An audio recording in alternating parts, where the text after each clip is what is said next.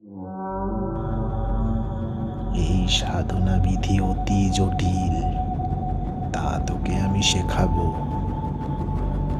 শোন, সূর্যাস্তের পর বটবৃক্ষের নিচে গিয়ে এই কামিনীকে আমন্ত্রণ করে আসতে হবে। একটা লাল ফুল দেবীর উদ্দেশ্যে সেই গাছের গোড়ায় রেখে দিয়ে আসবি, আর নিয়ে আসবি ওই গাছেরই ছোট্ট একটু জটা।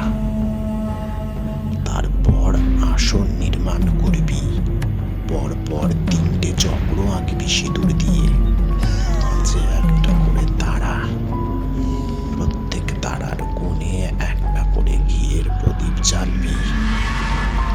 এরপর উত্তম বলির হৃৎপিণ্ড 3টে ভাগে ভাগ করবি, সেগুলোকে দেবপায়ার ভোগ পাত্রে রেখে দিবি 2টি চক্রের মাঝে, আর নিচে জ্বালবি অল্প একটু করে আগুন। আর হ্যাঁ, পাত্রে সোডা দিতে যেন না ভুল হয়। এরপর পরপর 2 চক্রে একই নিয়ম হবে, আর শেষ চক্রে সুরক্ষা আসন বানাবি, কালো বস্ত্রে কালো কাপড়ের আসন। আসন বন্ধন করবি যাতে সেই শক্তি কোনো প্রকার ক্ষতি না করতে পারে।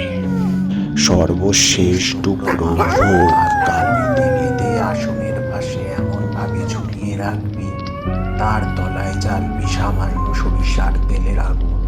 সেই আগুন সেই মাংসর টুকরোটাকে গরম করবে, কিন্তু বিনষ্ট করতে পারবে না।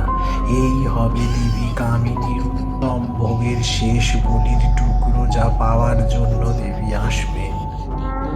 দেবী প্রকট হবেন, দেবী ভয় দেখানোর চেষ্টা করবেন, কিন্তু ভীত হবি না।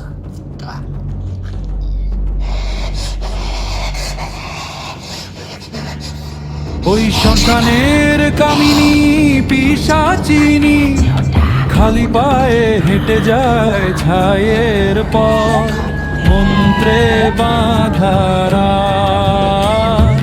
নিঃশ্বাস থেমে যায়, ডাকে সে, এসো সাধু ছাড়ো আলোর হাত। ওই শ্মশানের কামিনী পিশাচিনী চোখে তার ফাঁকা গহ্বরের মতো মন্ত্রে বাঁধারা শ্বাস ছড়িয়ে যায়, ডাকে সে, এসো সাধক ছাড়ো আলোর হাতে।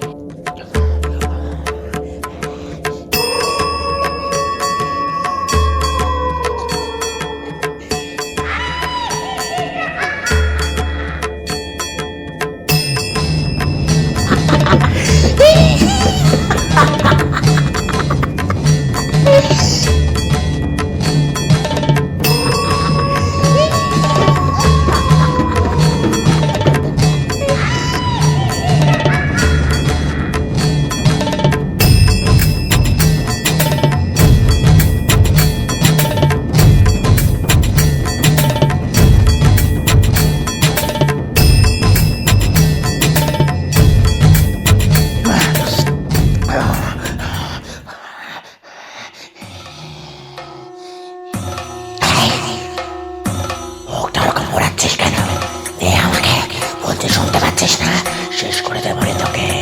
সাধনা করতে এসেছিস, সাধনা ভোগ দে, দেবী এসেছে, কামিনী দেবী, দে আমার ভোগ।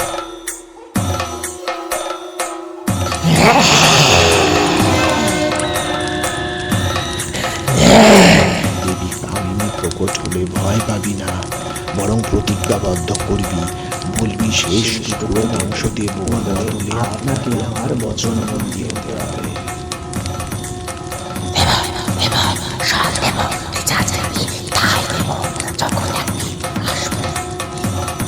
আমি যখন আপনাকে এই আসনে আহ্বান করব, তখন পুনরায় আপনাকে প্রকট হতে হবে এবং আমাকে বঞ্চনা করতে হবে।